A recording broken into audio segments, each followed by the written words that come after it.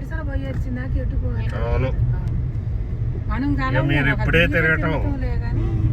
సంవత్సరం దాకా మీకైనా మాకైనా ఇక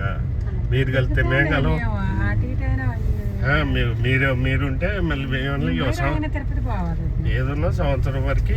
ఘనంగానే తీసుకొస్తుంటే మా ఆయన 20 పిల్లలు తిరుపతి మేము ఆల్రెడీ మొక్కు చెల్లించుకొని అనుకోము నెల రోజుల్లో వస్తున్నాను మొక్కున్నా వెళ్ళాలి మరి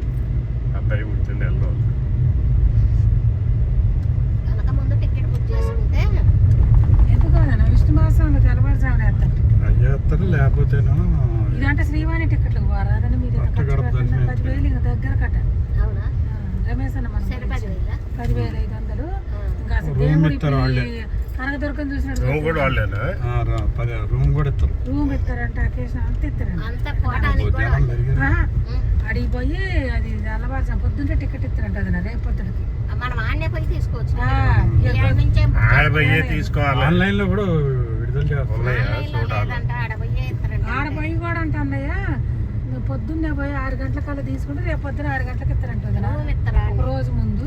ఆ రూమ్ కూడా వాళ్ళు ఇస్తారు అన్నాడు రమేష్ 10,500 అదైతే ఒకసారి చూడాలి అమ్మాయి జీవితంలో నేను ఇన్నిసార్లు తిరుపతి పోయాను కానీ మన మనిషి వాళ్ళు మొక్కున్నారంటే శ్రీవాణి టికెట్ల పత్రాలు పెట్టుకొని పోయారు 6 వాళ్ళత్తమ్మ వీళ్ళత్తమ్మ పిల్లలు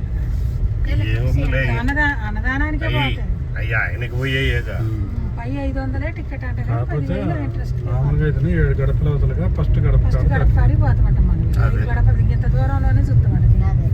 ఒకసారి పోవాలి అమ్మాయి అంటే నాకైతే పడ్డది అన్న దర్శనం నాకు ఆడనే పడ్డది ఫస్ట్ గడప కాడ చూసిన ఈసారి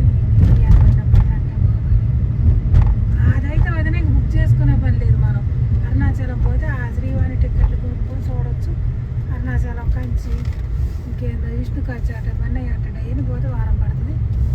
మరి ఇక్కడ పెడితే మరి గుడి కూడా చూద్దామా చూద్దాం ఇది లోకల్ అట్టుంది అసలు ఇది పెద్దగా ఉంది కదా దానికంటే ఏ తెరిచి కుట్ట మీద పోయింది బాబా నేను